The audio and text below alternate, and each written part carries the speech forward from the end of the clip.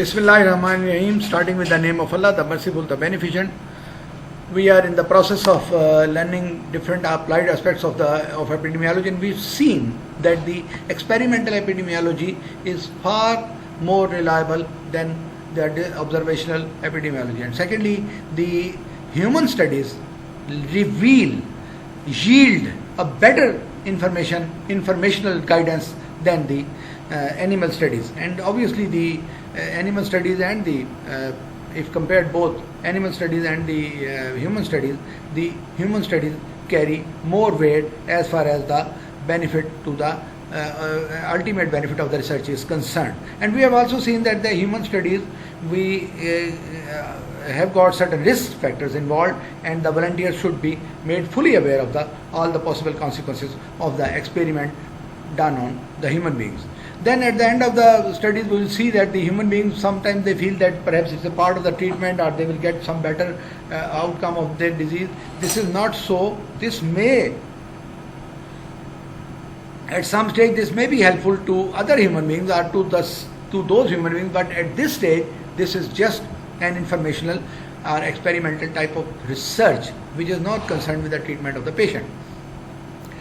Outcome may be helpful, may be favorable to the patient, but this may well be under the research category. It will not be among the treatment category. Then is obviously among the experimental studies, we have seen the randomized and non-randomized, and out of the randomized controlled trial RCTs, we have seen the subjects selected from the population, and sort of a control group is developed, and obviously the study, the subject which is of course a study group and the control group, those are selected from the same cohort or from the same, I can say, community. Then is obviously the randomization attempt is to eliminate the bias and allow comparability through neutral and non-prejudiced procedures. Then is obviously the randomized control trials. We were discussing in our last talk the steps involved in the RCT or the randomized control trials. RCT or the randomized control trials. So first was the protocol. We have discussed that in detail. Then is the selecting reference, target and experimental are the study population. So are the group or the cohort. So selecting a reference, target and experimental group first population, and then making necessary exclusions of those not eligible or who do not give their consent for such type of a research. Then in the randomization, obviously random selection should be there. Then in the manipulation or the intervention or whatever research subject is, or whatever the theory is, whatever we want to do, whatever we want to test a drug, we want to test a vaccine, we want to withdraw some causative agent, we want to put some doubtful agent, that is done manipulation, and then finally follow up of the cases, maybe for years, maybe long, and finally assessment of the outcome, which will be equal to result after analysis. So analysis which will give us a result. Protocol, we have seen what are the protocols. We decide, we make a program, we make a sort of a protocol, we decide a strict protocol for both groups, the study groups and the control groups, and we follow. Then is the selecting reference and experimental population. So studying first, selecting reference or target population first, whatever we can say. So the reference population or target population is the population which can be said as a control, which can be said as a general population, which can be said as a whole community. So this is the population for the benefit for, and this is the population or the reference population of the target population. This is the population for which the study, for the benefit of which the study is being done. At the end of the research, I can say the results or the finding will be helpful in the health planning of this society. So this is the population for the benefit of which the study is being conducted and will be applied upon them if the trial is found successful. A reference population may be as broad as mankind, whole of the world, whole of the people living on the globe, maybe a target population, or maybe a reference population, or it may be geographically limited or limited to the persons in specific age, sex, occupation or social group, whatever is fitting into the research, whatever the requirement of the research, and the population of the whole city, school,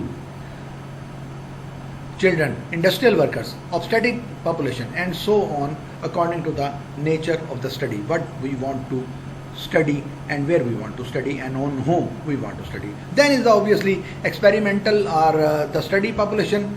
First was the reference or target population, then is the experimental or study population, the target group, the study group or the group under study, the group for which the variation of the causative agent or the factors is to be made, the group for which the exposure is to be changed, the group for which the vaccine is to be tried and studied. So this population, which is randomly derived from the reference population, is the one which is subjected to experimentation. The population chosen should be stable and cooperative and must fulfill the following criteria. The experimental or study population should possess same characteristic and be representative or full-fledged part of the reference population. So they should not be the elite class, they should not be the poor class, they should not be the people living in the huts when the other population people are living in the homes. They should not be the beggars, they should not be the experimental people, they should not be the drinkers, they should not have any identifiable distinctive feature from the target population. Then must be eligible or qualified for the trial, and those who are considered eligible or qualified for the trial are for the testing effectiveness of the new drug. Obviously it is a test for the new drug, and the eligible person is the one who needs that drug. Then is for the treatment of anemia. So if the volunteers are not anemic, then they are not the right target. Then they are not the right study or the experimental population. So they will not be eligible for or qualified for such a trial. They must have anemia. And of course, for testing the effectiveness of new vaccine, we want to test, for example, the effectivity of a vaccine against tuberculosis. So the immune volunteers are already immune, so they cannot be the right experimental study population targets and subjects. So they must be suffering from the disease, and they must not be immune. So if the volunteers are already immune to the disease, they would not be eligible, or they do not qualify for the study. In other words, the participants must be susceptible to the disease under study. So we can say that they must give an informed, formal consent that they agree to participate in the trial, an investigation, immunization program, treatment regime, after having been fully informed about the purpose, the precedents and the benefits and the possible risks of the trial. I mean to say that they must give a written, informed, fully formal consent that they agree to go under trial for such type of immunization, treatment or whatever it is for the benefit of the mankind, and obviously they agree to accept the possible risks of the trial. Then is the randomization after having selected the control group of obviously the target group and the study group. I can say the target group and the study group. After selecting, then is the randomization. It is allocation by chance of individuals to groups, that is experimental study groups, experimental groups and control groups. Study are experimental, I can say, and the control groups.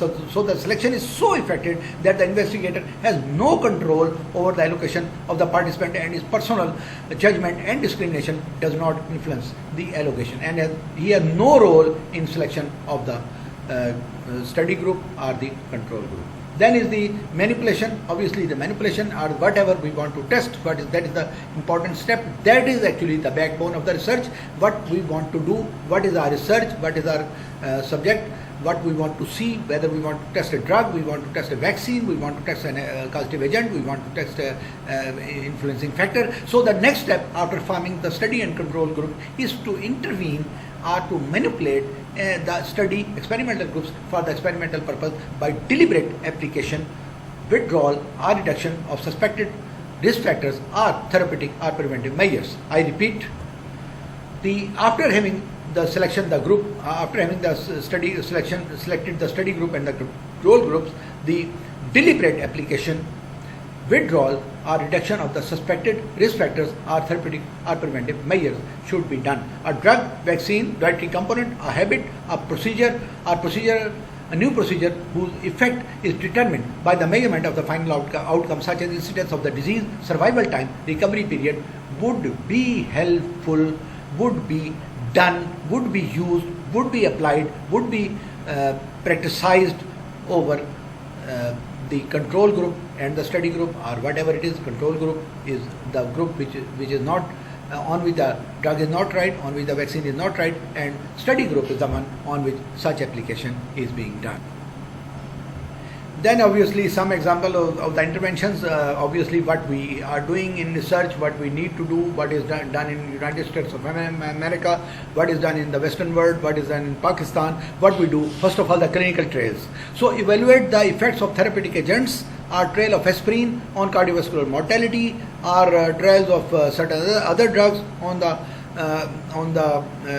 outcome of the disease. So those are the clinical trials. That is first research that can be done, but this can only be done by the legislative support. Only and only legal permission will help somebody to try a drug.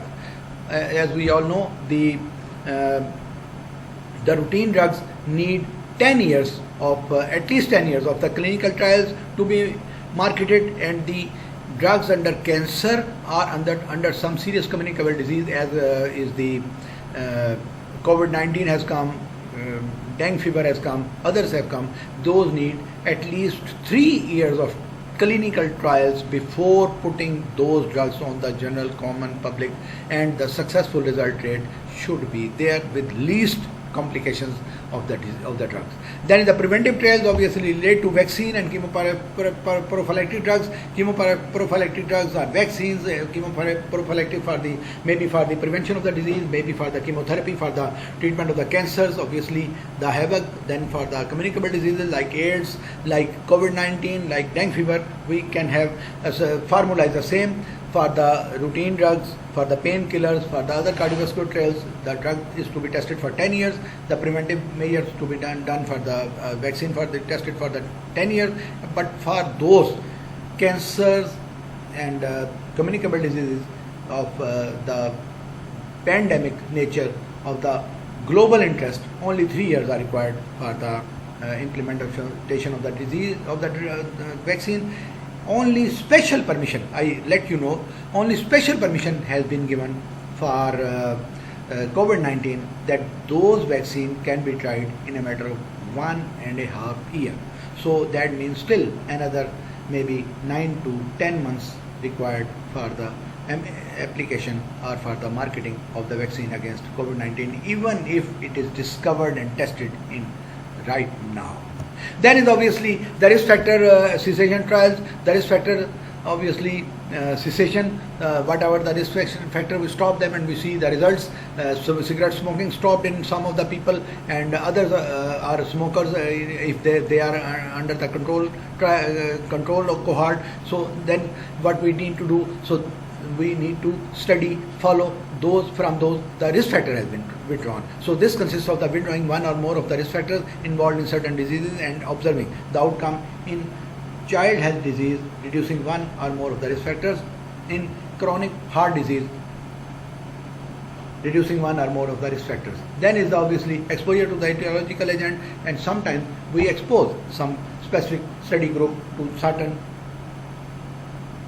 etiological agents, and that is where the legislation and strong formal consent is required, because that may cause certain disease which may be harmful to the mankind. So exposure to the etiological agents of the study group which is otherwise not known as harmful agent to the body.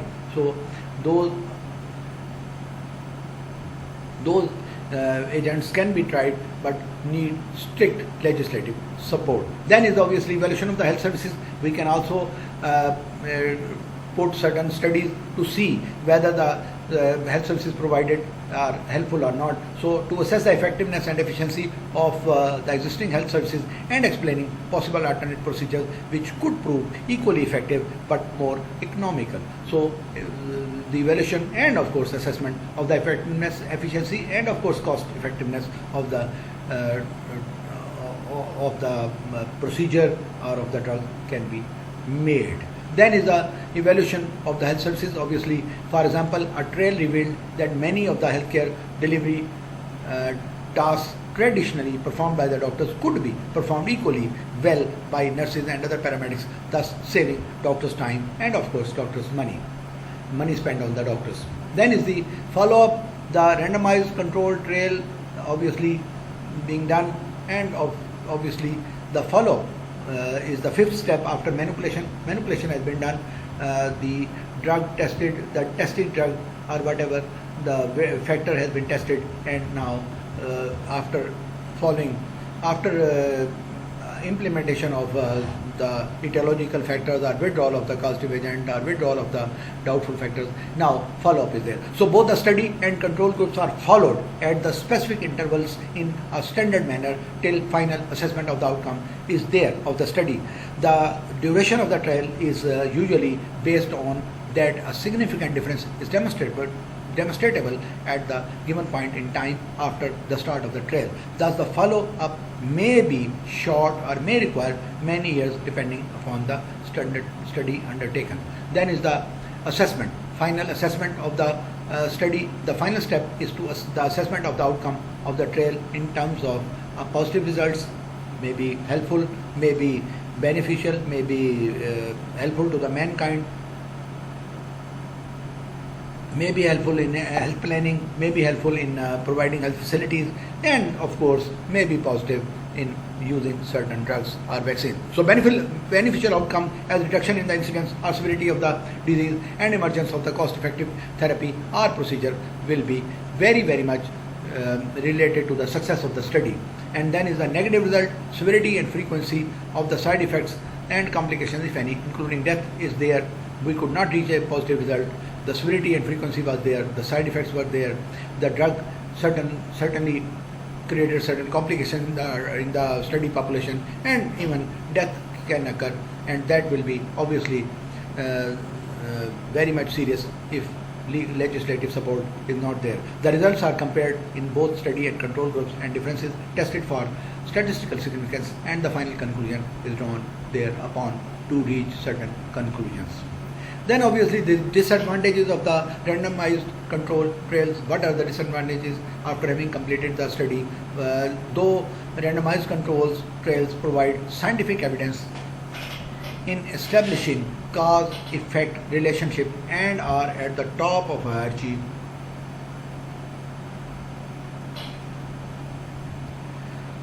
of epidemiological studies, yet there are certain drawbacks of randomized controlled trials. Under experimental epidemiology, randomized controlled trials are considered the best for the study, techniques for the study, and of course for the benefit of the mankind. But there are certain disadvantages which are related to RCTs or randomized controlled trials. Those are: 1.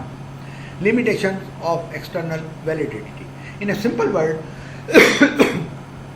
the randomized control trials limitations are that if it is fitting, if it is helping to the mankind of my society, of this country, of this part of the world, maybe this is not useful to the other society because of inherent habits, because of living styles, because of economical positions, because of economical stability, because of certain, say for example, the political instability, the wars, the floods, other things. So the limitation of the external validity is that sometimes a very nicely done research, very much supporting results may not be helpful to the nearby community, to the nearby city even in same country. So I read it for you. The factors that can affect RCT's external validity, that is the result applicable outside the RCT, include where the RCT was performed, what works in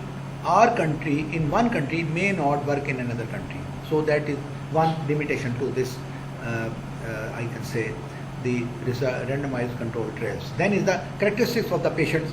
An RCT may include patients whose prognosis is better than average, or may exclude women, children, the elderly, and those who have got with common conditions, and those refused for the study, but they were the true representative of the society. The old people were not selected for the research, maybe they are not responsive. The uneducated may not be selected, but they were the good representative. So that is another unfortunate complication or the drawback or the limitation of the RCT, that sometimes the true representative not selected and the true prognosis is not there. Then the study procedures.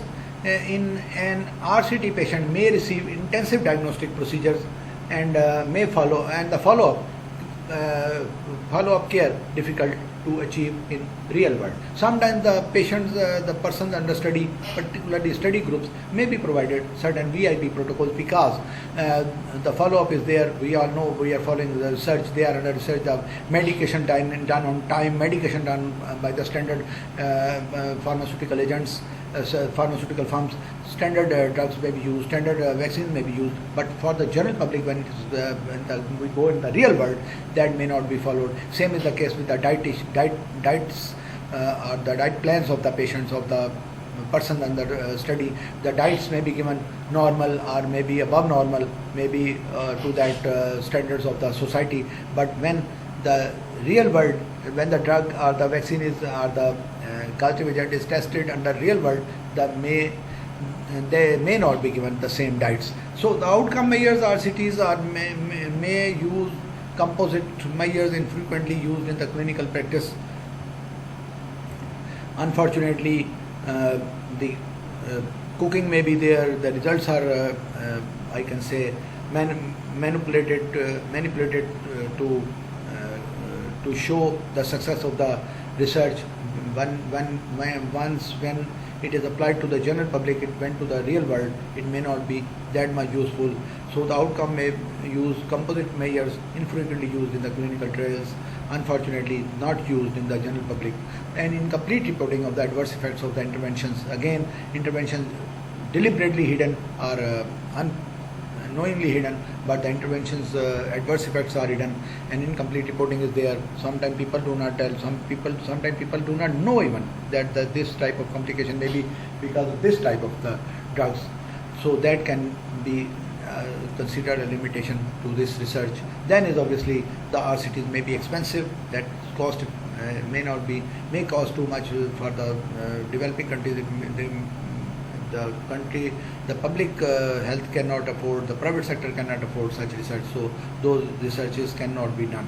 Then is the time. We all know that the RCTs is a time consuming job and may continue till definitive difference of the outcomes from the control group and study group is there. So the conduction of a RCT takes years, even several years until being published. Thus the data is restricted from the medical community for long years and may be of less relevance at the time of publication, because the disease has come, the disease has killed many people, and obviously we could not conclude certain important research and we could not publish because we could not collect the research finding, and as a result we are not in a position to know what is the outcome of our research, and the disease goes on, or maybe many members of the community are involved, or maybe that has no more a threat to the mankind.